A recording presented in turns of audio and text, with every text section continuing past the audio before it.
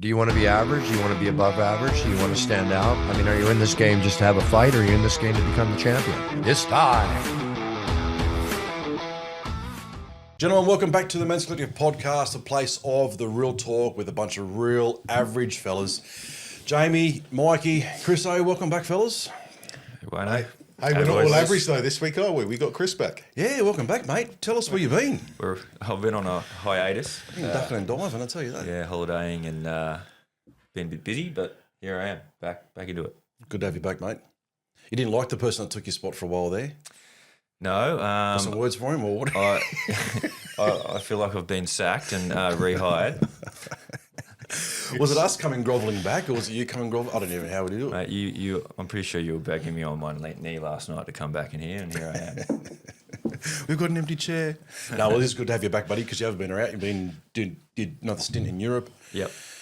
Then you had bloody awards nights and everything going on for your business, which has been great, mate. But yeah, good to have you back on the panel, buddy. Thanks, mate. And Jamie, Chrisso, Jamie and Mikey, sorry, welcome back. Always good to have you, lads. He's got Chrisso on the mind. It's just good to have you back, just see him over there. But look, guys, I've welcome never back. felt so ugly. I've never felt so below average. No, it's good to have you back. Well, look, actually, big shout out to Chrisso's company, actually, One Life Property, because they helped us get to where we are with this whole studio and things like that. So big shout out to those guys. You can hit them up on their website, see what they do, great things for investment opportunities and stuff like that, which is really, really good. But look, also want to mention this www.averagejoes.net.au. You can jump online to our website, grab some new merch, grab a shirt, grab a beer glass, whatever you want to do. But it supports everything we do here. So that's fantastic. Couple of announcements. So we do have some new shirt designs on the way, and Mike and I have been throwing around some ideas just the last couple of days on getting some new designs out there, which is going to be great. We actually even ordered our own press, so we can actually get them out very, very quickly to you guys. So check out the website and also socials for those new designs coming out, which are going to be good. Also been throwing around some ideas for some new hats, which are going to be great. And actually been working on yesterday a new website. As you can see, our website a little bit out of date in regards to some of our meetups with locations and things like that. And a bit of the info, so that's all underway, which is going to be good, everything new. But righto, Jamie, over to you, mate, for Ask Us Anything. Thanks, Wayno. I appreciate that. So, mate, the first question we've got here is from Aaron, and it goes, lads, love the show. The question is, I feel trapped in my job. It's FIFO, I get good pay, but I hate being away from my family. Should I quit or should I suck it up? Yeah, wow. That's a common problem in today's day and age, isn't it? People get sucked out to the mines for in seeking the big bucks and realise that it's a tough life out there, isn't it? I guess if you haven't got any other options that are local that are going to serve you that kind of cash, then you've got to obviously work on where you want to be in the long term and just suck it up and stick it out until you can come up with a different plan of attack. I'm going to ask you, what's the start of the question? Did he say he hates his job or he loves his job? Loves the show, but he feels trapped. Trapped in his job. I'm going to ask you a random question. As men, are we supposed to like our jobs? Nah, if it was fun, they wouldn't pay you, would they? I mean, look, we all like to enjoy what we do, right? Because I enjoy being a plumber. Obviously, I still run the business stuff. I enjoy it. But are we supposed to love it? I think you should. You can. You might get lucky and find something you love, but as men, we're here to provide for our family, right? So, that comes first. And then if we get lucky and find something we love, hey, great. But, I mean, look, I did a brief stint in civil up at Gladstone, and I noticed there's two camps of people, right? There was the guys, everyone's earning lots of money. One group spends all their money and lives large. They bring the boat out to camp and they having all the fun. Then you got the other guys that just treat it like it's work and they save all their money and they're building something bigger back home. So my question would be, are you building something bigger back home? Is there a light at the end of the tunnel? Is it a 5-year plan? Are you going to end up with $1 million in the bank and a couple of investment properties, or are you just spending everything you got? I guess because that just broadens the question. Instead of, I guess, are you supposed to like your job? Maybe as men, are we supposed to like the effects that the job gives us? Because that's the driving force, really, isn't it? Yeah. So I think that's where you focus. I guess, what's his name? Aaron, was it? Yeah.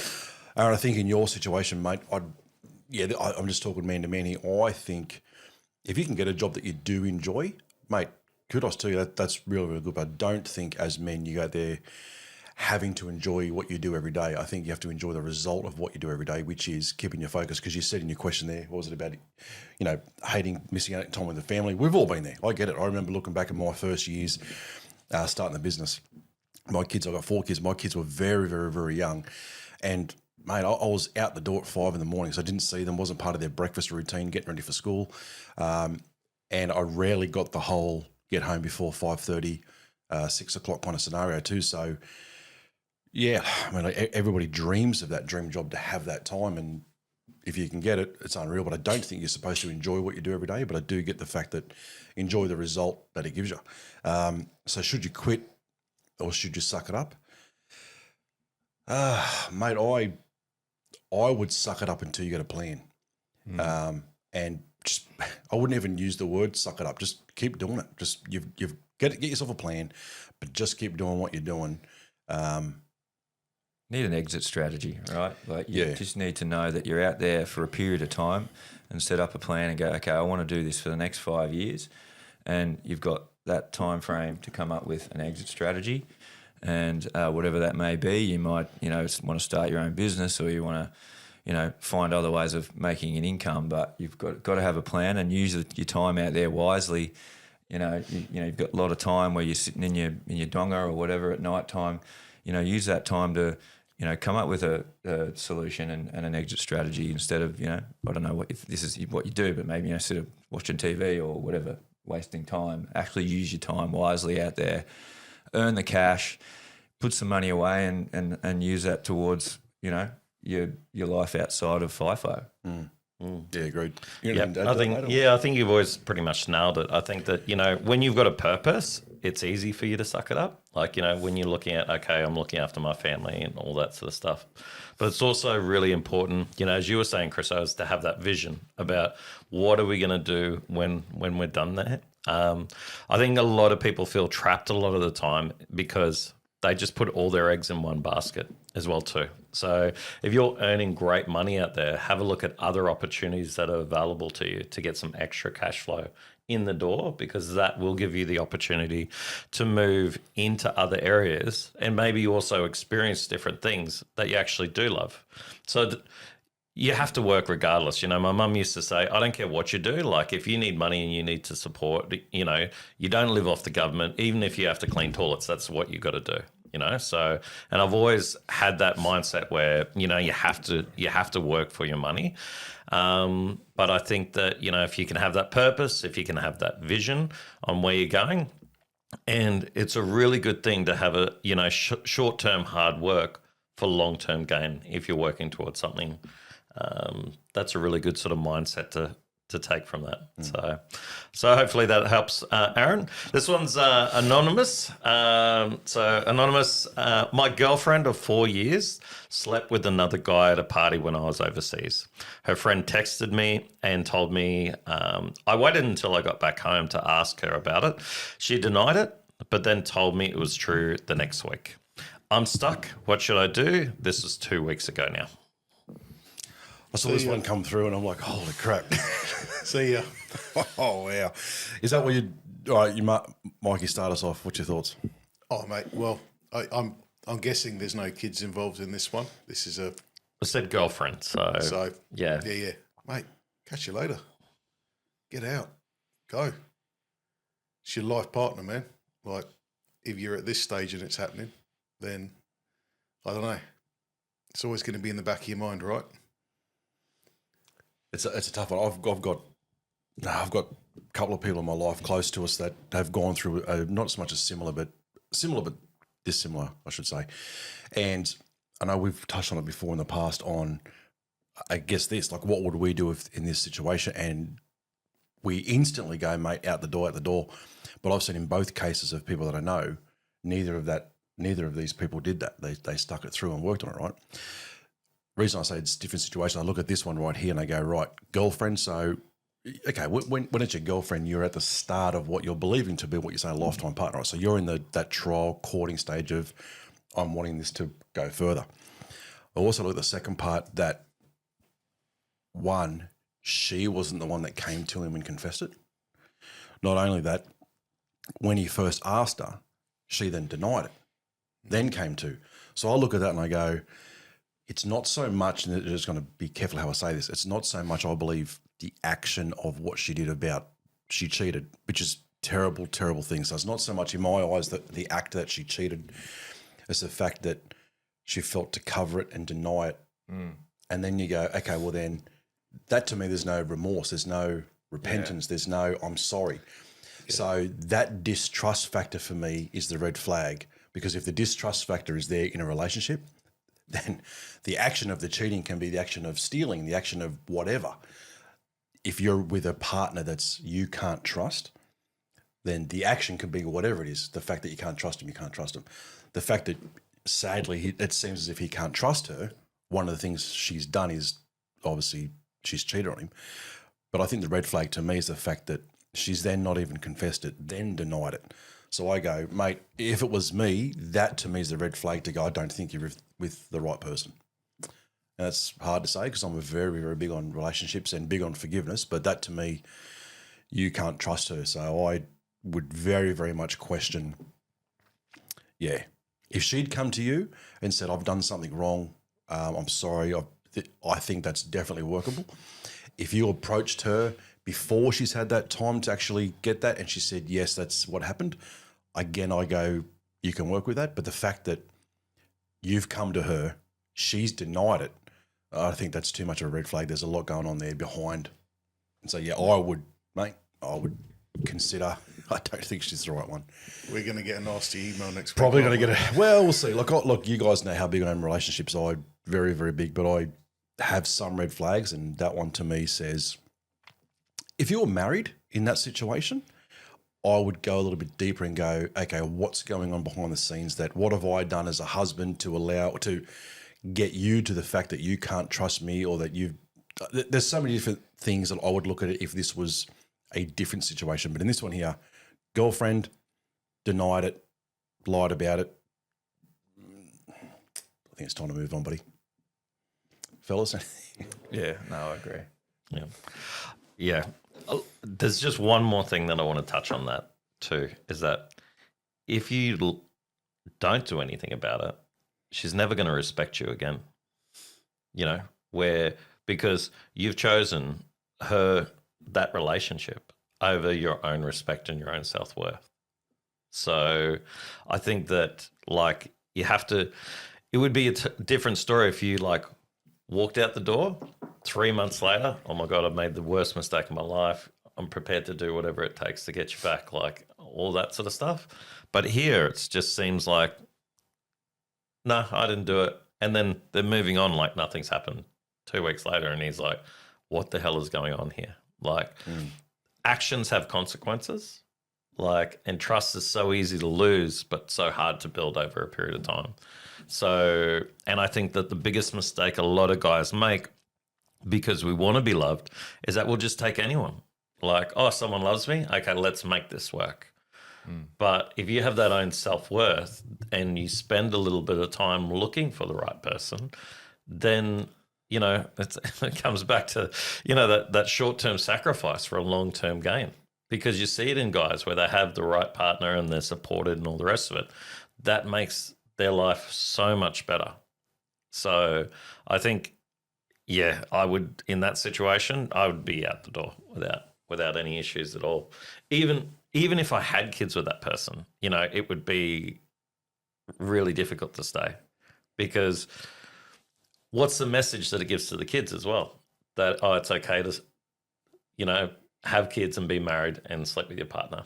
Sleep with someone else. Cheat on your husband, wife, partner, etc., etc. Now, there is circumstances where, you know what I mean, if the relationship is really horrible and that sort of stuff, and as you said, they came to you, oh my God, I made a mistake, I don't know what to do, what can I do to make it up? Potentially, but don't let the door hit you on your ass on the way out. So, some hard answers there, lads. Some tough ones. Was that it, just the two? That was it? Awesome, mate. Thanks for that. So, mate, anything else? What do the fellas do, mate? Yeah, mate. Just email us in there. There is a phone number coming as well, or on all the social medias. Just bring in your answers there. We're more than happy to help you out with that. So thanks, boys. Sweet, buddy. Righto, Mikey, over to you, mate, for Out and About. Thanks, Wayne. Mate, another phenomenal week at the barbecue this week. So start out with a couple of shout outs. So thanks to Namble Heights Butchery. Again, those guys look after us for the meat and do the best sausage in town. They're good snags. Every week get people saying how good they are. And yeah, love it. Gateway Care in Caloundra and Gary, the guy who delivers it to us every week, racing across town to give us all the end of life baked goods, cakes, rolls, all the good stuff that the guys enjoy so much. So also to IFYS and Oz Living Support. These guys back us up with support on the square every week. So thank you to you guys. This week knocked out 100 hot dogs. Had a heap of new faces. Heaps, eh? It was good. Heap of young people as well. That kind of, I'd say 14 to 17 bracket, like kicking around the square. So it was good conversations. We had a new volunteer. Wayne brought along another guy. Wayne does this every now and again, just brings on a random dude to the party. You make that sound very weird. Yeah. And they're always quite attractive as well, aren't they? Give it a rest. Jeez. He's a good fella. He's a good He guy. was an awesome guy, actually. really So, yeah, good- but good no, bloke. it was a great week on the square. Lots of fun, lots of music, as always. It's really good. But I do need to mention our food trailer that we're fundraising for at the moment. So we've had a couple of guys. So Harcourt's Budrum have chipped in a nice little chunk. And Pete, our good mate Pete Booman, I've forgotten his business name. Freedom Road Developments. There you go. That what Wayne said. So thanks to you guys for donating. We're still probably about $40,000 to $45,000 till we hit our target.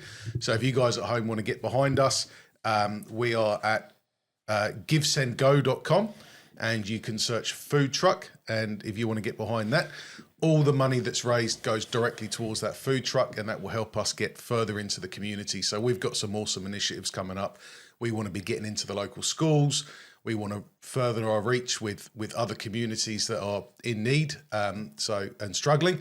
And on that, actually, if you guys at home do want to get behind what we're doing and maybe even start your own one, get in contact. We're more than happy to help you go through those loopholes and set up your own one, and how to bend the rules a little bit, Wayne. Absolutely. As you do. What do I say? Forgiveness is easier than permission. 100%. And also, I would like to mention our sewing centres. So in the past, we've gotten behind sewing centres in Pakistan and basically setting up small sewing centres for widowed women and basically single mothers, I would say they would be, and helping them to learn how to sew and actually set themselves up a small business and an income for their family. Now we're looking at kicking off another one of those pretty soon. So if you guys out there want to get behind that, if that's your flavour, drop us a message on Facebook, Instagram, or through the website, and more than happy to share some more info with that. Awesome, buddy. And look, within that out and about too, mate, I'll touch on the barbecue. On Thursday night when we're there, we were saying like a lot of younger faces are coming out to see us now and be a part of it, like a high school and that kind of age group. There's one girl came up when I was serving, and she said, "Why do you guys do this?" And I said, "See that smile on your face?" And she goes, "Yeah." And I said, "That's the reason why." Because just seeing the community appreciate, because you just know, well, here's the thing, you don't even know everyone's story, but for someone to come out to a community feed like this and be a part of it, the chances they have a story. And so I said, well, see that smile on your faces, that's the reason why we do it. And she just kept the smile there, got bigger and walked off. And I'm like, yeah, that's exactly what it's all about. So yeah, it's really good, that barbecue, mate. Okay, our meetups. So Scotty from Malulabar, who runs our Malulabar one, mate, his birthday is today. So big shout out to Scotty, absolute legend of a bloke, been with us for about 18 months now. First of all, watched one of our meetups happen from a distance, then snuck over and introduced himself, and now he runs the damn thing. So a really, really good fellow, old Scotty. So big shout out to him. He runs the Budrum one there. But look, a lot of the guys, a lot of our groups are getting bigger and bigger, which is absolutely fantastic to see. Just to give you guys a heads up, our meetups are in Budrum, Brightwater, Malulabar, Bribey Island, Albany Creek, and in Pakistan, which is absolutely amazing.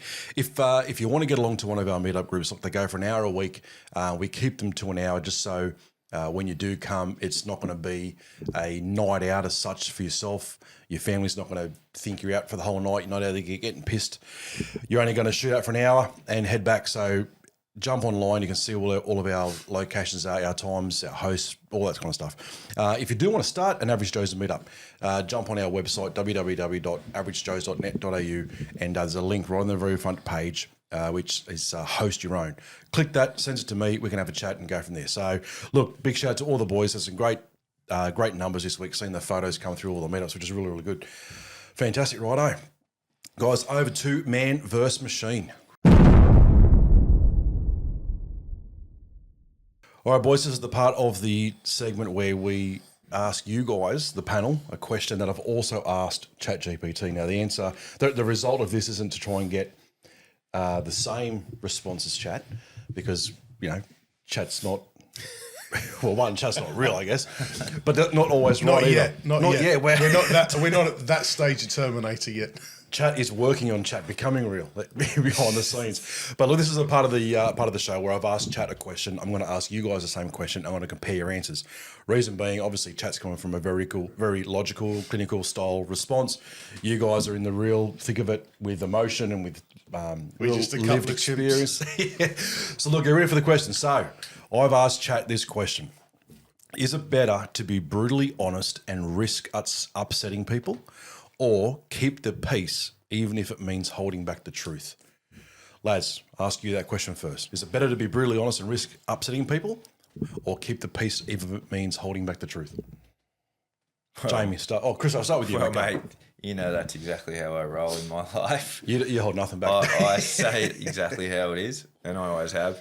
And look, it's served me well. Have I upset people along the way? Probably.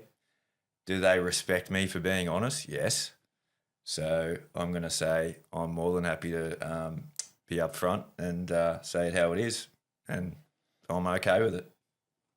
Mikey, better to be brutally honest and risk upsetting people, or keep the peace if it means holding back the truth? I reckon there's a balance there, but more often than not, it's the truth and upset people. I think as men, we're probably better at doing that, or we certainly used to be. Maybe not so much now. We get a little bit too emotive and feminine in our nature. We become afraid to answer, really, don't we? Yep. Jamie. What Jamie said. What Jamie... Jamie, is it better to be brutally honest and risk upsetting people, or keep the peace if it means holding back the truth? Well, I guess with my partner being South African, I'm pretty used to the brutal truth coming out. So, but in the long run, it is better to be truthful. But obviously, it's important to you to work on your communication skills too, so you can bring it across more tactful, I think. So, yeah. Righto. So do you want to hear what chat thought you guys would say? Chat's prediction of you as a panel. Most of us have bitten our tongue to keep things smooth, but the longer you swallow the truth, the heavier it gets. Honesty might sting in the moment, but lies and silence rot over time. Real mates, real partners, real men, they deserve the truth, even if it's uncomfortable. Because you can't speak, you're not really standing up. Because if you can't speak, you're not really standing up. So that was the prediction that chat gave of you guys. Do you want to hear chat's response to that same question? So I asked chat, is it better to be brutally honest? Direct honesty creates trust, but unmanaged honesty can damage relationships if delivered without care. Peacekeeping avoids immediate conflict, but often leads to unresolved tension. The balance lies in timing and delivery, telling the truth with respect, so it strengthens rather than fractures. Over the long run, relationships anchored in honesty are far more stable than those protected by silence. Deep. So basically, you all entered the same way. So right across the board, does it show the depth of a relationship if there's honesty right from the start? So, Mikey, on what you said there, I kind of lean towards what you said as well. I think there's a little bit of a balance sometimes too, where you kind of want to protect, but to what point? Well, it depends if what you're I suppose giving a little on is of mega importance, or if it's of a nothing. If your wife came out and said, "Does my arse look big in this dress?" Like, just let's play that out and go. Chat. Brutal honesty may not be the best. Yeah. May not be. But But saying the I other like dress that looked ass, better. but there's enough for me, which is good. But yeah, anyway. Moving on. In answer to that question, I'll just put that in the chat GPT. That's a chat GPT answer that one. Yeah. Hey, Chad, can you speak to my wife real quick? Chat, you're about to be married to my wife. You're taking over. Interesting. Righto. Well, that was Man vs. Machine. Thanks, Chad. Chad GPT, as Lost we like again. to call him. Righto, fellas. Over to Mikey. Over to you again, buddy, for the week that was. Guys, it's been another fun week in politics, isn't it? Boy, I've been watching some news, eh? Oh man, I just last night flicked on and Hillary Clinton, that wonderful woman, rewriting history. So she went on MSNBC yesterday and claimed that white men of a certain religion and persuasion are the problem, and that they are effectively holding back America from being all that it can be. So it's our fault, lads. So basically, Bill. Well, look, yeah. She's still not over Monaco, obviously. Yeah, I think there's something in there. But Hillary Clinton. yeah, I mean, look, she's effectively claiming that the values of old are wrong. That's exactly what she's saying. She's claiming that the right are rewriting history, but at the same time doing it herself. When you look at these things, what built the Western world that we're in? It was white Christian men of a certain value and belief. That's what built where we are today, as to say that's what's holding us back from going forward. So I suppose the question to you guys is, are old school values what's holding us back? Are they bad? Are they inherently bad? I think we need an influx of old school values. I think we need to reignite what was there. Isn't that where it started going wrong? Mate, well, go back a couple of weeks where we've touched on this before and won't start it too long, but you go back a couple of weeks to what happened with Charlie Kirk. That's still obviously in the news. You've got somebody trying to hold on to old school values or reignite them and bring it, and look what happens. That far right movement just hates tradition. It hates anything solid with a foundation, anything with principle, everything with morality, anything with normal. It's why is Hillary still around? Like, I don't mean that way. Well, hang on a minute. Careful, mate. There's a why is she still lot around of people the that circles? say that fall off the perch pretty quick, have accidents. So. I'm saying, why is she still around these kind of circles of like political influence? Like Hillary, it's time to, you lost, move away. She's still hanging around anyway. There's a few like that. Whoopi Goldberg as well. She's still hanging in there. Yeah, they're probably good friends. But to answer your question, mate, I think we need to reignite old school values. I think this is where we lost. This is why we have woke movements doing the crap they're doing. It's because we've gradually pulled back from not so much tradition, but just a moral standard that says this is where we are. Like you look at you and I send memes a fair bit and reels of with stuff that's going on in the UK, in how the UK have let go of their culture to a point where now they don't even know what is cultural anymore for them. That you stand back and you go, my God, what is the UK anymore? You don't even know. The UK is a fascinating place right now. Hey, like there's literally, we've got English people are going around and hanging up Union Jacks and George Crosses. That's the country's flag. And we've then got other English people running around trying to pull them down, saying that the flag is racist. All right. And it's their own flag. It's the country's flag. Oh, you're going to upset the people that are visiting. Oh, I don't think they're going to leave, mate. They're in a free council house. They're in your free council house. They're getting your taxpayer dollars or pounds. They're getting fed well. They're in hotels. They're not going anywhere. They're not that upset. And let's be honest, if they're upset, you see how they behave, because look at the knife crimes, the violence, everything else incredible. that goes on. So it's a wild world. But hey, bringing it a little bit different now over to the UN. And our fearless leader, Albo. How good is he? Politics on a is scale, timing, like right? you're legitimately asking us on a scale how good he is. Oh my goodness. Trying to be positive. No, it's terrible. Look, timing is everything in politics. And we've had Trump address the UN this week, and he basically came out and called net zero for what it is, gave the UN and net zero a scathed review. He's called it for what it is. It's a crock of shit. No one does anything. It's a waste. And straight after that, our fearless leader Albo gets up there and does the exact opposite. Pledges mass reduction in carbon, 70% reduction by 2035.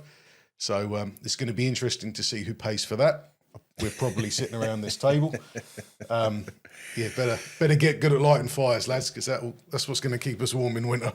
You know what? I followed a lot of that UN stuff this week, and I saw a lot of speeches. I saw Donald Trump's speech. I saw all the stuff leading into it, and it seemed as if his welcome wasn't warm. He jumps on the escalator and it stops the second he gets on there with his wife. The whole thing just stopped. Had to walk up the stairs. Then he gets up there for his speech, and the teleprompter apparently is now broken just as he's about. It's like the welcome was terrible, right? But he went for the jugular. Like he literally called the UN out for who they were. But here's the thing: I'm not look. Trump fan or not Trump fan, we're in Australia. But at the end of the day, America is the leader of the free world. So if you're the leader of America, you are the leader of the free Western world. Like it just is what it is. Whether we like it or not, agree with it or not, it doesn't matter. But the level of respect to give to that was just incredible, so bad. But what I don't understand when you look at our leadership here in Australia with Albo is that how many attempts he had to meet with Trump over these last few weeks to try and get a one-on-one, a bit of a sit-down, because all these new, tariffs things, all these things that are going on in the world, and Trump just kept avoiding him. And some of the statements coming back from Trump about Albo are just straight to the point of just not so much disrespect, but you can just see he has no real time for Albo, right? So you would think as a Prime Minister of this country, every attempt you've tried to make to get a meeting with him, he avoids you, he doesn't want to, blah, blah, blah. And then you go to the UN and straight after he gets up and addresses and calls out the UN and says, if you're a country putting money into zero emissions, you're going to go broke. It's stupid. Climate change, you're absolute bunch of idiots if that's what you're doing. And then Albert gets up and goes, well, this is what we're doing, doing exactly that. And you go, mate. But yeah, when you listen to Albo's speech, I wasted 20 minutes of my life listening to this yesterday. But it's quite interesting, right? So when he addresses the UN, he calls it a group that work together with rights and rules, not fear and force. Okay. What's net zero? How are we actually implementing that? Is that not fear and force? 100% it is. The whole thing is fear, and you're forcing us to do it. Then he talks about the sovereignty of every nation is respected. Okay. Now, just not Israel, just not the Western borders, anywhere in the world under leftist rules. I don't know where the respect and the sovereignty there is. To foster the framework to settle our disputes. How do we do that? By calling everyone a bigot. Yeah, exactly right. Well, did you see the crowd compared to Trump's speech? Every seat was filled. Every country was represented by somebody, right? Albert gets up to speak. Did you see the crowd? It's like 70%. No, 70% left. Israel, no one was there from Israel represented. Like literally, not even Trump had a representative there, but Trump himself wasn't there. Literally 70% of the room left. No one respects who we are as a country anymore. And that comes down to leadership. 100% it does. No one respects what we have to say. Do you reckon China was there making sure Albo said the right thing? Just feeding money into his pocket. Watch the monkey dance. One thing is that just because that prime minister or that leader says something, it doesn't mean that it's what the actual country is about. You know what I mean? So I don't think that the country of the US is all about what Trump says. I think he's doing the best for his country and what he thinks. I don't know what Albo's doing, but the thing is that the US is one of our biggest allies, and the UK is part of our heritage. You know what I mean? So these are the two countries that sort of do mean the most to us. So I think it's a balance in there, but the stories that you hear about the UN, and I said last week what I feel about net zero. I think we as Australia need to do what's good for our country and start putting ourselves first, and actually start developing a lot more things in Australia because we have the ability to do it. We have the capacity to create the energy sources that need it. So all we're doing is sending our resources out to someone else for them to upgrade it to sell it back to us, where we could do it here. It's genius business move. So It's ridiculous. Yeah. We're a laughing stock to the world.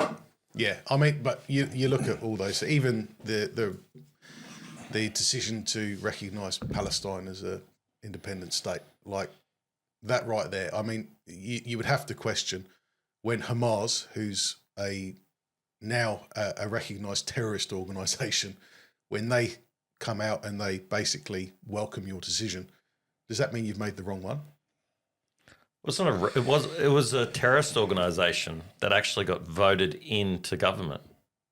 So it was their choice to do that, So they're also the ones sending their kids off to fighting camps when they're like 8, 9, 10 years old.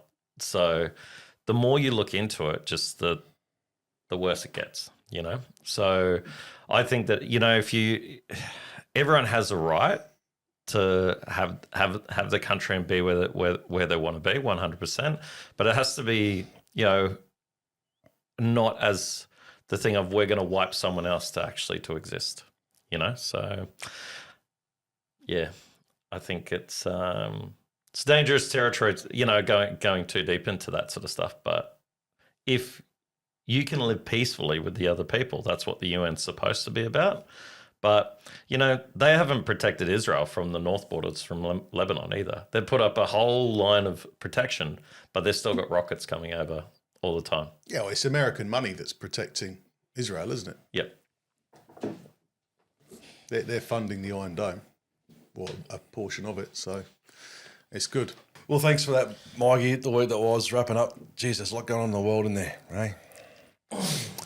Well, guys, over to our main topic today. Righto, main topic, fellas. I've called this topic this week echo. And I want you to remember with me for a minute. Remember when you were a kid and you first discovered how echoes worked? You'd stand on a cliff or in a cave. You'd shout and hear your own voice carrying across the air, bouncing off the mountains, twisting and turning over the distance and returning to you as an echo. It's not exactly your voice. It could be quieter, it could be slightly distorted, but it still is your voice. It's shaped by everything it passes through. That echo is like the reflection of our actions, our choices, words, and habits as men.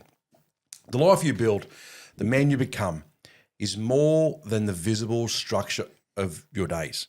It's the unseen work beneath the surface, the sacrifices made in silence, the integrity shown when no one's watching, the discipline and responsibility quietly practiced. Each ripple combined with others, strengthening or distorting the echo that returns to us. Every decision, every moment of courage or cowardness, every action or inaction sends ripples forward, shaping the life that eventually comes back to us. The people you surround yourself with, the routines you follow, the fears you give power to, the words you speak, the compromises you make, all of it shapes that echo that comes back. It's relentless and it's honest. The question is not what the world would say about you, but what your echo will reveal about who you are and the man you are becoming. So in today's episode, I want to expand on this. I want to start with a yes or no as normal to you fellas and come back to your reasons why. Are you ready for a yes or no? Okay. It's going to be pretty confronting, this yes or no. Can we guess before you read out the question? Go, guess the yes or no this week. Yes or no? Yes. No. No. Whoa, really? Okay. What's the question? That's not like this question now. This could be really bad. So here's the question. Gents, are you happy and proud with the echo that's coming back to you? You want to rethink your answers before that? Nah, it's probably right. Chrisso, are you happy and proud with the echo that's coming back? Yeah, I'm actually. So I answered that correctly. Yeah, That's right. I mean, We'll come back. Okay. Mikey, yes or no? Yeah. Yes. I'll change it. You changed it. What Jamie said. Jamie, yes or no? I want to say no. Really honest, mate. I love it. I want to say I'm mixed, but I'm 99% yes. I'm happy. Chrisso, you said yes. You are happy and proud of the echo that's coming back to you. Why? Oh, look, it's no secret I've, put in the work over the last 5 or so years, and I'm starting to only now sort of reap the rewards of that, and that, that says it all, right? Like, I'm only reaping the rewards like today, or now, from the work that I did, not even the last 5 years, like most of my life, like as a young chippy and an apprentice, like putting in the yards as a young guy instead of, taking off around the world, traveling, doing backpacking and stuff like that, like a lot of my mates did. I threw myself into an apprenticeship and just stuck that out, and then, went out there and worked as a chippy in the hot sun and got roasted and fucking dehydrated in the summer and stuff, and just, really, honed my skills and built that foundation over many years. And here I am now with One Life Property Group, which we started 5 years ago. Again, a lot of work went in those initial years to get where we are today, and then here we are today. Like, we're one of the most prominent townhouse construction companies on the Sunshine Coast, or southeast Queensland. I'd sort of even go that far, and that's only relevant now. Like, people just they'll sort of see it from the outside looking in at us and think like, oh well, look, these guys are doing real great. Well, yeah, it's taken me my whole life to get to this point.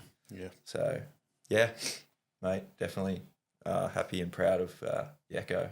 Outside of business, mate, can I ask you, go a bit deeper? Outside of business, you as a man. So obviously there's many Echoes, right? You've got more than one Echo in your life, and yeah, okay, business wise, yeah, loving the Echo. My love life, my family life, sure.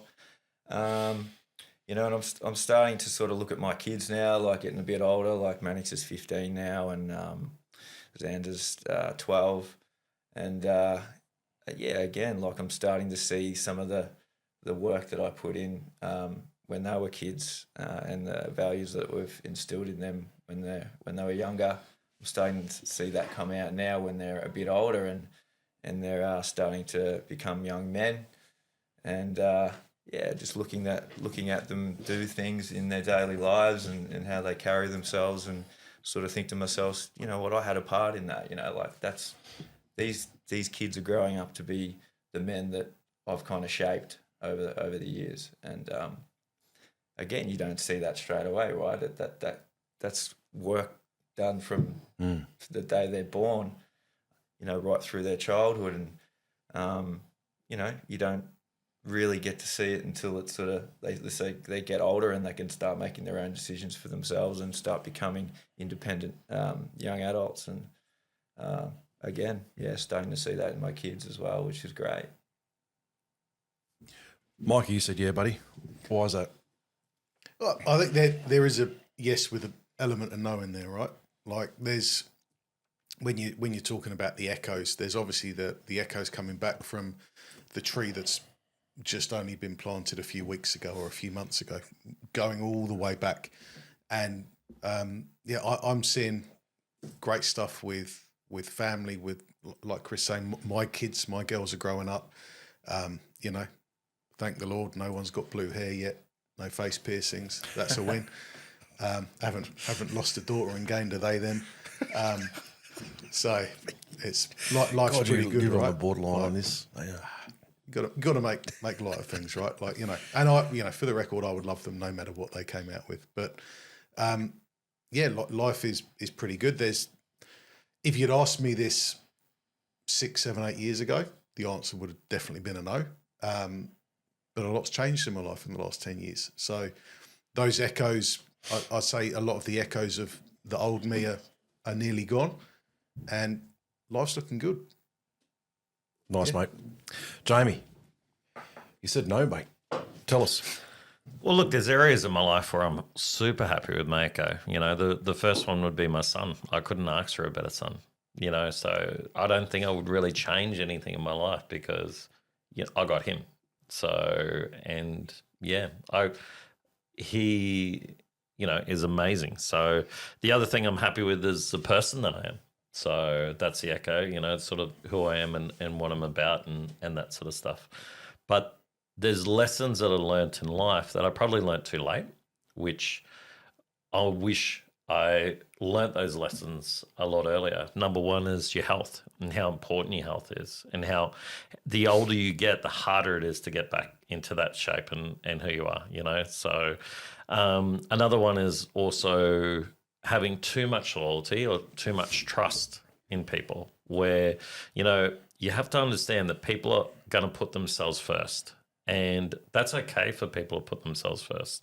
So, but that also gives you permission to put yourself first as well too. So if you're investing so much time and effort into other people's things rather than your own life, you're doing yourself a disservice, you know? And probably the last one is getting your ego in check much earlier. You know, I thought that all the success that I had when I was younger was because of me, and like I deserved it. And you think that the sunshine and the rainbow and this run that you're going to be on is going to be forever. But life has seasons, and life is going to teach you lessons. So, you know, for you to have that ability to actually, I guess, put yourself in check and actually prepare for the future, they're the echoes that I'm not sort of happy in. So, you know, so yeah. I was thinking about this when I was writing these questions out yesterday. And, you know, we're very, very big on men owning and taking responsibility for who they are as men. We've been big on that from the start. You are who you are. You're where you are because of the decisions that you've made, right? And you need to, as a man, take ownership and own it. But tying that into this topic today in echoes, right? Because we've all mentioned our kids, right? How we like to see, you know, that we're seeing our kids grow up, and we're seeing that the things that we've instilled to them, now that we're seeing them grow up, we're like, oh, wow, like this is part of my echo. Like I did this action years ago in things that I'd said to them, I raised them a certain way, and now that I'm seeing them grow up and come back as that echo, you go, wow, like I'm so proud, right? What about the man that you are? Does it represent your parents' echo, or does it represent you taking ownership of who you are as a man? How much of it? Sorry, mate. No, go on, bro.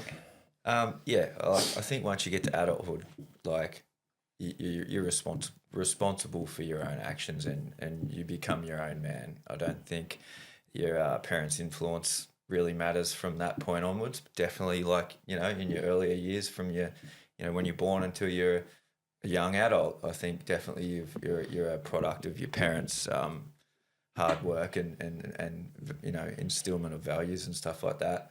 But yeah, mate, when you're an adult, you can start making your own decisions and stand up for your own beliefs, and, you know, that's all on you.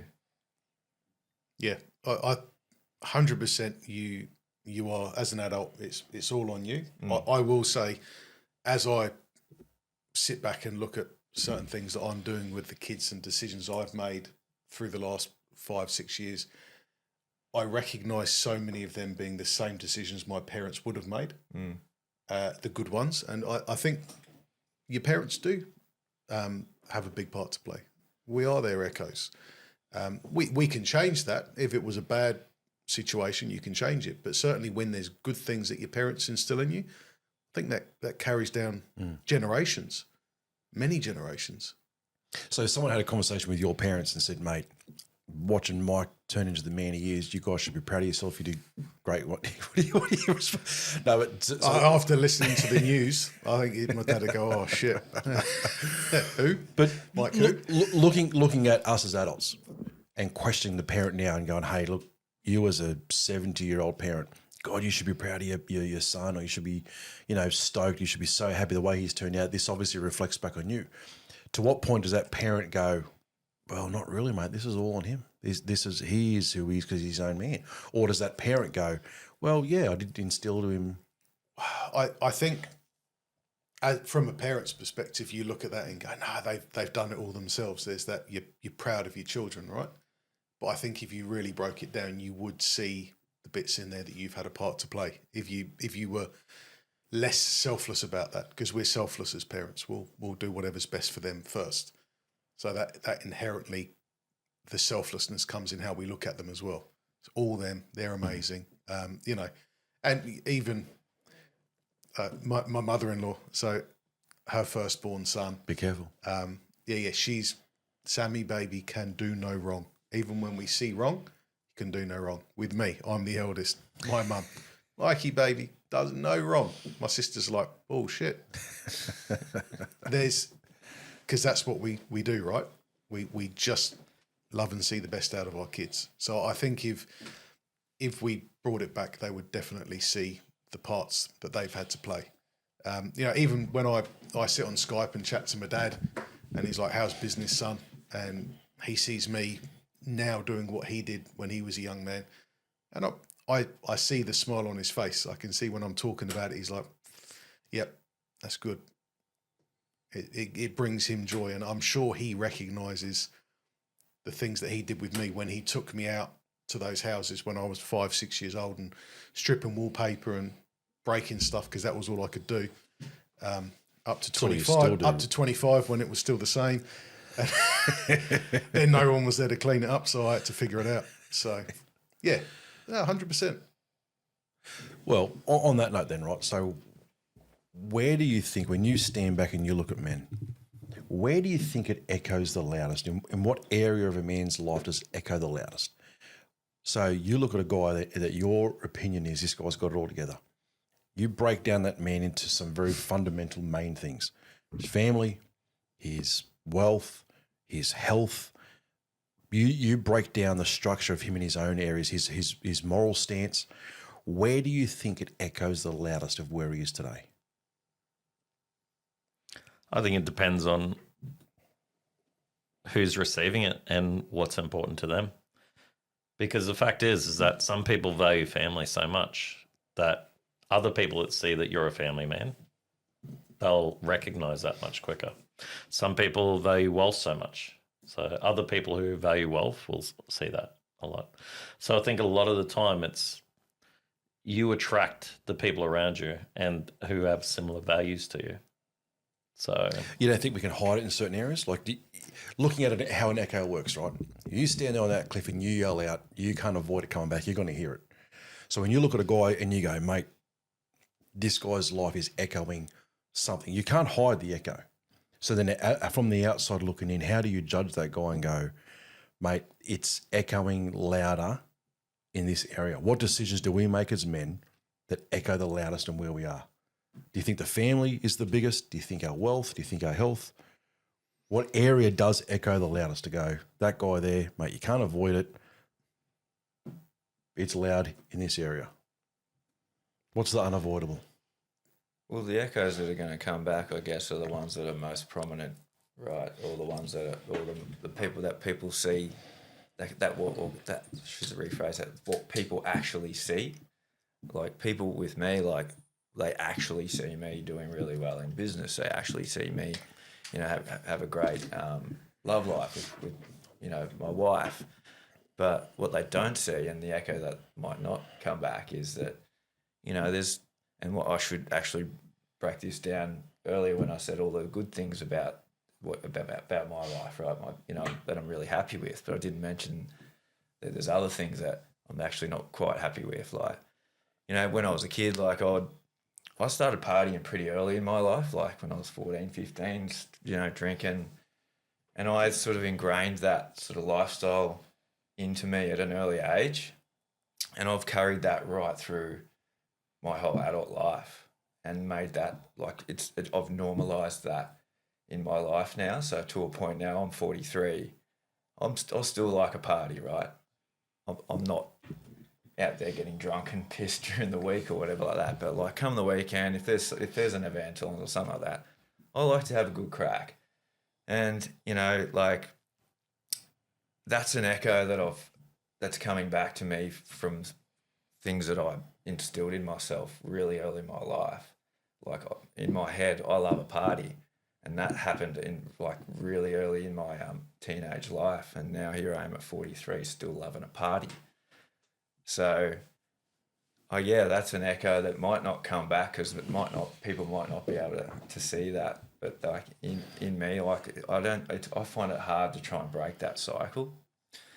So, that's an echo that I do want to probably shake eventually as I get a bit older. But I thought I'd just sort of share that just so that everyone doesn't think my life's so perfect. Like I do have things that I'm not that overly proud of, and that, you know, that I don't think I should carry further on into my adult or, you know, my life forever. Well, there's a chance to get a little bit vulnerable, fellas. If I was to ask you what part of your life is echoing back to you now that you go, God, I'm not proud of this. Well, I just sold your mind, so. Probably money management, I would say.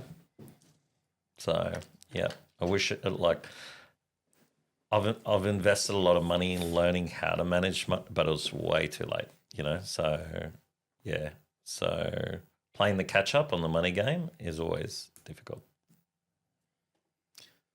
I've done the same thing with money, and that's something I changed over the last few years. But I'm going to say this now: I put way too much emphasis in work and not enough in my wife and my family at home. The kids always, but my wife I viewed as an extension of me, and I had to sacrifice too. So I sacrificed there. And it's only really the last year that I've really tried to turn that around. Well, 2 years, but the echoes are starting to come back now. And we've had many conversations on this. So that's something that I've really put a lot of effort into changing. And those echoes are already coming back mega positive. Yeah. Well, I'd actually had a bit of a deep conversation with my wife during the week. That just very much ties into this, I guess, to answer the question, and a chance for me to be, I guess, very vulnerable and honest in this area. But she even said to me during the week, because we were changing some stuff with some things that we're looking at to invest into, and she's saying, isn't it good, Nick, you look back now on the decisions you made, you know, X amount of years ago that are now starting to come back? I'm like, 100%. She goes, I'm just going to be honest with you. And when your wife says that to you, like, oh, my God, have you not been honest with me this whole time? No, of course, be honest with you. She goes, can I just be honest with you? And I said, of course you can. She goes, you do surprise me in this area. She said, because every part of your life you structure so well at the start and you get the ball rolling because you think 10, 20, 30 years ahead and you see it come back. She says, but it's as if you don't plan to live long because of the decisions you make with food. And I've told you guys all the time, my biggest battle with it, and I'm going to sound so repetitive, this is without a doubt, my biggest battle or thorn in my side is food. It's such a comfort. It's a safe place. Everything will be okay if I can just get my hand on a packet of lollies. Like that's just where I'm at.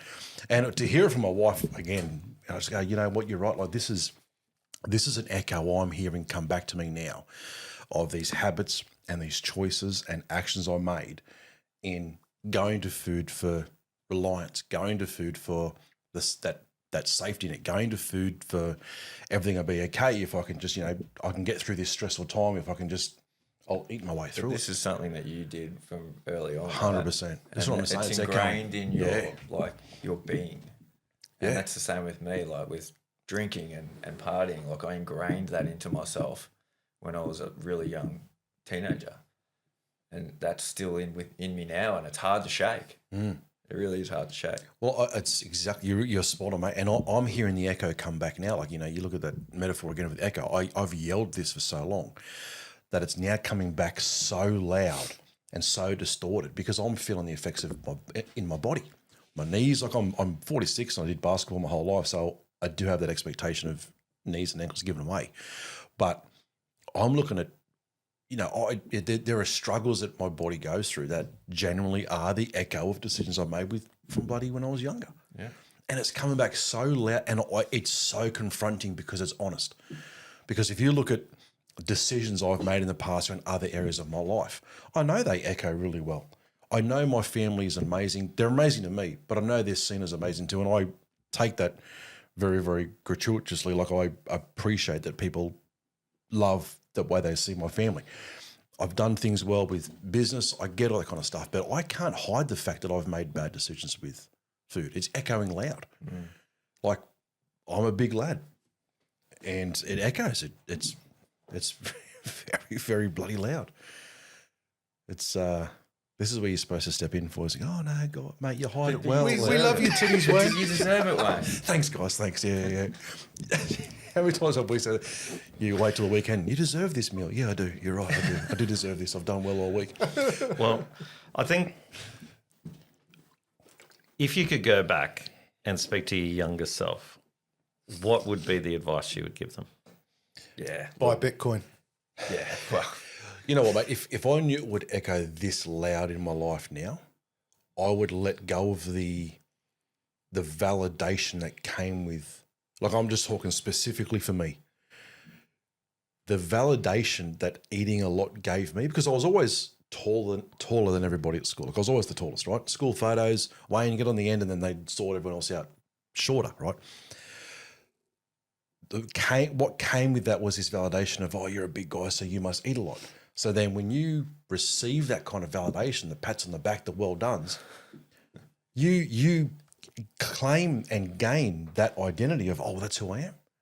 I remember I was in year 10 and the year 12 groups. You know, going towards the end of the year 12 always do a fundraiser to raise money for their formal and all that kind of stuff. This is what our school anyway. Year 12 did a fundraiser. So they would do like hot dog day, or they'd do like donut day, or all these different days. You'd come in Mufti day and you'd chip in $1, $2, whatever, and then year 12s would raise the money for their formal, right? I remember I was in year 10 and year 12s came to me. This is just reflective of exactly what I'm trying to say. Year 12s came to me and said, hey, Wayne, we're doing a taco day, right? And they said, we want to do a poster. Now, this is right across the school. And they said, we just want your permission to put on the poster, see if you can eat more tacos than Wayne. Right? Now, when you hear that kind of stuff, do you see my point, right? But when you hear that as a young kid, there's validation in that. You go, yeah. Because I'm like, yeah, so now my name's going to be plastered across the school. Everyone's going to come up, Wayne, everyone's going to. So I'm like, hell yeah. And it was a teacher that pulled me aside and said, mate, I'm going to strongly suggest don't go ahead with the post. And I'm like, no, man, no, this is cool. And he is the one that actually, I'm glad I listened to what he said, but I actually pulled out of that poster. But what I'm trying to say is there's validation. And I think for men, we do certain things, act certain ways, thinking we're going to get a validation or I'm a man for doing this. Like go back to your younger years, Chrisso, when you were younger and you're the 15, 16, 17 and you're getting sloshed, pissed off, pisses a fart. Like we'd be like doing beer bongs and stuff, and like you'd be the king if you, like I was the king, mate, dropping one knee, bang, smacking beer bongs, just being an absolute idiot. Like when I look back at it now, I'm like, you're an idiot. But back then you weren't though. Hey, No, in your I was head, the king. That's right. Because what we get told is, well done, man. You're the hey, Chrisso, hey, everyone gather around and watch Chrisso do this. And you're like, yeah. And we do it. And now those echoes come to us later in life because they become habits that we can't shake. Exactly. Yep, that validation I was getting from my mates for being an absolute legend for sculling a fucking half a bottle of straight whiskey down a fucking beer bong or something stupid like that. Now I'm still carrying that with me now, like, you know, the way of life that I have now. Like when I go to a party, I just get fucking pissed, you know. So not that I'm doing beer bongs anymore. Sorry, beer bong, Chrisso. Yeah, put the beer bong down. I binge drink, right? Like, and it's socially accepted everywhere, but I just don't go out and have 1 or 2 drinks. If I'm going out, I'm going to have like 10 drinks, and that's the problem. Like, I can't regulate my drinking myself. Very rarely I can. In a social setting, at home, if I'll have 1 or 2 wines, I can stop, no problem. Like, go to bed, go to work next day. I'm not saying I'm a raging alcoholic, but I do have a problem with binge drinking. I want to touch on that because I want to tie that into what I've just told you guys with the food and stuff as well, right then.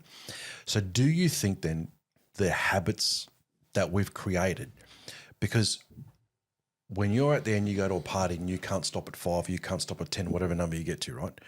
Do you think it's for the same reasons of when you're younger? Like, do you think it's the validation you're seeking, or do you think it's just a habit you can't shake? I don't. Well, you're not getting validated as adults standing around at a party drinking, right? Like you're just everyone's just enjoying each other's company, and you know you got a heightened sense of, you know, being there and you know chatting to everyone, and confidence and stuff like that drinking excessive alcohol brings. So I guess it's just so widely just everyone's doing it. So it's normal, right? But to a it's degree, actually maybe. not fucking normal. Like you shouldn't be drinking that much piss in one sitting. But everyone's making it a normal setting. And that's the But problem. that's the validation in it, though, isn't it? Oh, I should have seen Chrisso last night, man. He was gone. Because I'll say this, right, because Chrissy and his wife and Lucy and myself, we went out for dinner last night. And we joked about it in the morning, but there was a statement that was made this morning. And we joked about it and laughed about it. But to break away those barriers and be brutally honest, we went out for dinner, really, really lovely meal. Company was terrible, but the meal was great. No. But we got to dessert. And what did I do when it come to dessert? Mate, you ordered every single item on the dessert menu. I did. I literally said to the waiter, Like everything. no, I did. I literally said, give us one of every single one of these desserts. And everybody on the table, what were you saying? It's not necessary, but okay, I know, let's go with it. We don't need those ice creams. Like, why do you need that? But everybody was telling me. But there was that part of the story the next day. The tacos.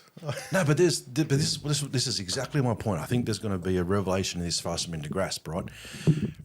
I wasn't hungry enough to eat every single dessert on the thing. Oh, none of us were. We looked at the range of it going, mate, we're not going to get through that. Why are you doing it? And there's that little part of you deep down that goes, but the story that will tell later on. Well, when I rocked up in here before we started the podcast, I quite happily told the story to the boys at Wayno and everything on the dessert menu. Okay, this is where we're going. Mocking him for, because he's a bigger guy and like making a bit of a laugh out of it, right? This is my point. So this is exactly where I want to go with this. We seek validation. Let's just call it the next day or the story after or something. We have created these patterns as men. Doesn't matter what it is. For me, it's the food, for whatever it is in your own life as men.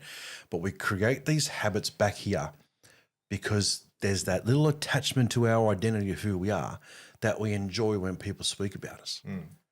People remember us. People validate us. Well, that's it. Like that's part of my when people see me, when they know Chrisso, he loves a party.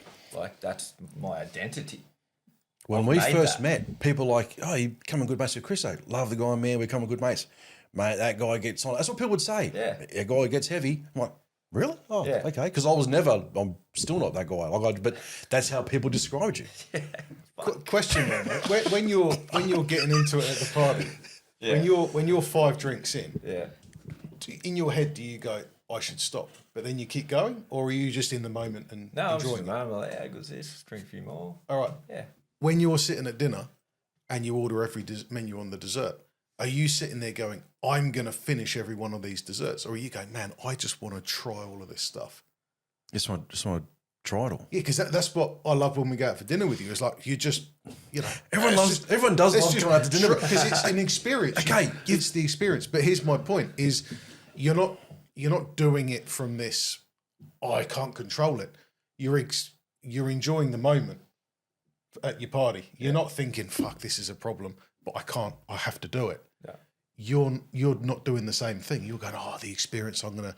You're looking at the positives of it, or you're not looking at all. So is the problem what you're doing, or is the problem that you're just not being mindful enough to regulate? Can you not go out to dinner, order every dessert on the menu, have one bite, and go, all right, guys, I've had my bit. Can you not at the party go, do you know what? I'll just break one water in between those and just have a... Yeah, I guess you've also got to want to do it too, right? Yeah. If I intentionally tell myself, all right, I'm going to go to the races today. I don't want to drink too much. I'm going to only have a few. Sometimes I'll follow through with that. Sometimes I'll have a few and then I'll just keep going. You've really just got to want to do it, right? Yeah. And if I really want to do it, I probably can. But a lot of the time, like, I'm just having too much fun. So I just go, you know what, I'm just going to keep going. Do you think when you were younger, if someone stepped in and actually said to you, hey, look, this is what the future's going to hold and this is the reason why you shouldn't overeat or have too much or drink too much, et cetera, would have that made a difference? Probably not, to be honest. I don't know. Like, well, No. I don't know because it's you weren't thinking that far ahead for that reason. Like you were thinking that far ahead in a way that says, I'll break that habit though by give it next year or give it 5 years. I'm going to be a different man by then. I won't be that guy anymore. It's as if you kind of tell yourself that it will shake off or you'll grow out of it or you'll change naturally from it. But I mean, look, I took on a lot of other advices from people, but no one really gave me the advice on it. It felt as if that's what I was known for and I didn't want to let it go off. And I had this conversation with my son yesterday, my 17-year-old Samuel, who does all our production and editing. We went down to Brizzy and we were coming back and we we're just talking about the effects of things that you get told and get taught to do now and the echo that it plays on down the line, right? And him saying to me things right along that line by going, did you think that the things you taught me when we were younger, that'd be outplaying in me right now? And I said, well, I hope that, because he is. He takes on advice quite well. Samuel does very, very well. And when you see it outworked, you go, yeah, wow. Because I actually took him down to meet somebody to look at doing some other stuff, hoping he'd take on the advice, and he is. But I think when it attaches to your identity, because one of the things that he said was that when he was going through school, he got bullied a fair chunk during his schooling years, right?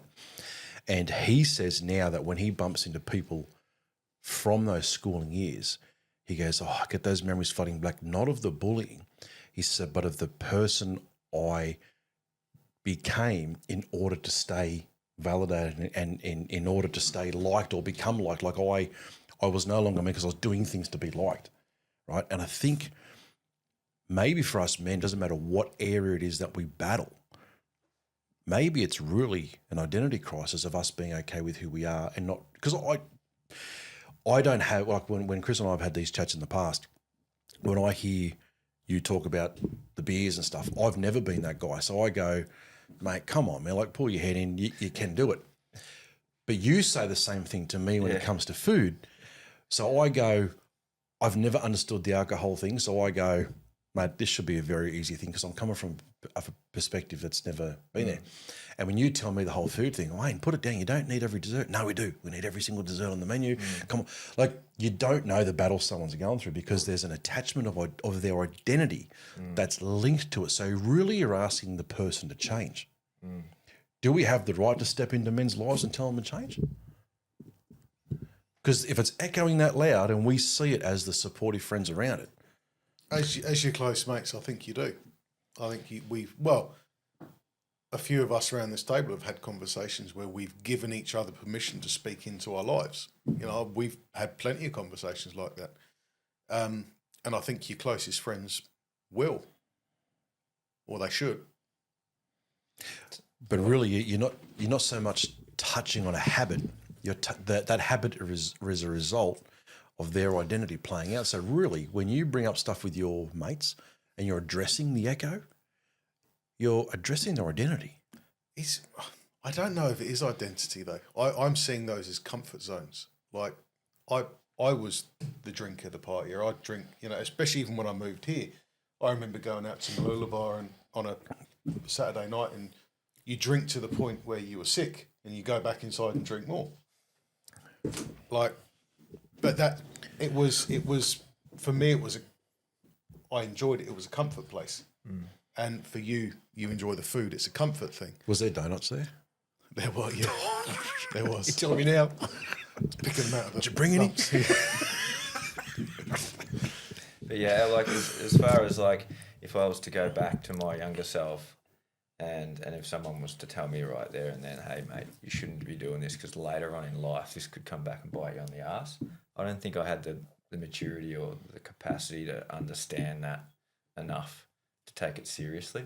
Yep. I was too young. Like mate, you're 15. Like, you're not thinking about what you're going to be doing when you're 43. So I would have just been like, oh, mate, this is cool. Like, you know, everyone thinks I'm a legend. I'm just going to keep doing this.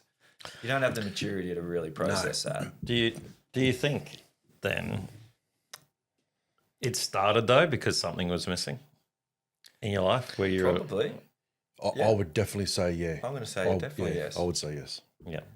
You know, my dad didn't really sort of have much input in my life at that time, and I didn't have his guidance, or I didn't have him sort of stepping in and say, hey, mate, like, he knew I was out getting drunk, but he didn't fucking stop me.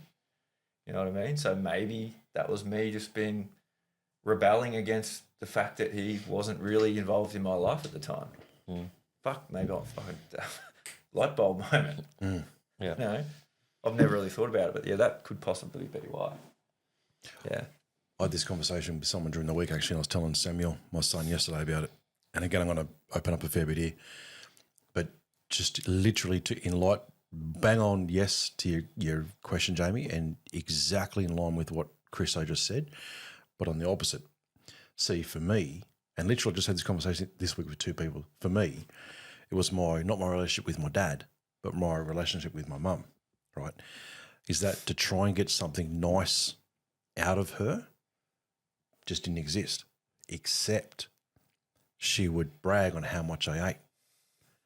And looking at it this week and getting this message prepped, I was looking at it going, for me, I was getting the only type of validation from her when she mentioned, like, my God, geez, he can eat a lot. And there was a sense of pride to it. And there was a sense of, wow, she said something nice. And I was saying this during the week, I wonder if that's what planted this seed or started this echo in creating a habit of, Wayno's the guy that eats a lot. Wayno's the guy that can put it away. Check this out. Everyone watch him when it comes to dessert. Watch how much he orders. So as a father, we taking that and we've got the ability to stop that happening to the next generation. Well, not only the next generation, but if we know this is the power of the actions that we do now echo this far forward in life. And going back to like when Chrisso was saying, back then at this age, he wouldn't have known, his brain had not developed enough to take that on board. But it is now. We're all start of 40s, right? Early 40s. Some of us are 46. Damn. One of us, you old prick. One of us is 46 now. But here's the thing. Our brains have all developed well enough to know that if we start a new echo now, then give it 5, 10, 20, doesn't matter what it is, it's going to come back to us. So we as men can walk out of here challenged to start brand new echoes, to start yelling something different from that cliff's edge into our own lives, because we know that it comes back. So maybe we leave here, that is how we challenge ourselves as men, the fact that it's time to start yelling something different in our own lives. Well, I think that this is the importance of the podcast, the meetup groups, and all that sort of stuff, is because if we can get to the core aspects of what's making us happen, then we can actually let ourselves know that story that we've been telling us for that long is actually not true. And that isn't actually. So, because once you understand the story, then you can actually change the next chapter. So, and I also think that, you know, we are growing up, because I'm the same. Like, you know, I didn't have that guidance when I was young. Apart from my friends' dads, you know, was a lot. And that was one of the when I went away last week, that was one of the things. I went up to that dad and I said, mate, I want to thank you for everything you've done in my life and how much you supported me. I said, you don't understand. He's like, no. You were just a good bloody kid and that's why I did it, you know? But so people don't understand the impact that we have. And I guess that's a little bit of my hope in this, and I think you guys are the same, where if we can be vulnerable and we can open up and tell the stories of things that we wish didn't happen, or challenge on a different mindset, or do that sort of stuff, that hopefully can help that next generation. You know, whether you have a dad or whether you don't have a dad, there is other people out there that care enough to mentor you, to support you. And there's enough information out there for you to actually, as you said, by the time that you get to that adulthood and you start making your own decisions, hopefully there's been influence in there that can make you move forward. Spot on. Closing thoughts, fellas. Let's wrap it up. Mikey, close it for a buddy. Anything you want to say?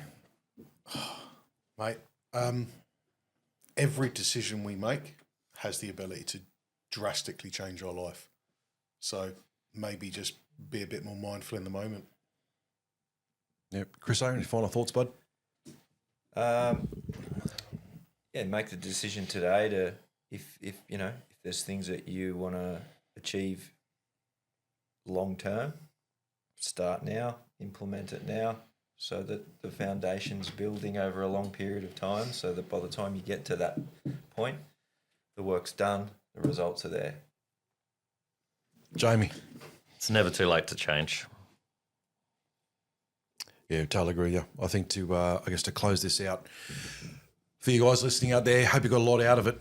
I think to add my final thoughts on this, it's never too late. What Jeremy said, never too late to start a brand new Echo. Don't put a time limit on it, because at the end of the day, what you do now definitely does come back, good and bad. Might take a year, 5 years, 10 years, 20 years, whatever it is, but whatever you do does echo back. That's not doom and gloom. I believe there's also a lot of positive in that, because you can start using that opportunity to start saying different things and have it echo back. So I think it comes down to it's literally on your shoulders. So close out, lads. We want to thank you for joining us again this week for the Men's Collective podcast. Hope you got a lot out of it. Jump on the website, grab some merch, find out where the meetups are, and send in your questions for Ask Us Anything. But more than that, go out there and be better men. All right, lads, thanks for joining me once again. Thanks, boys. Cheers, boys.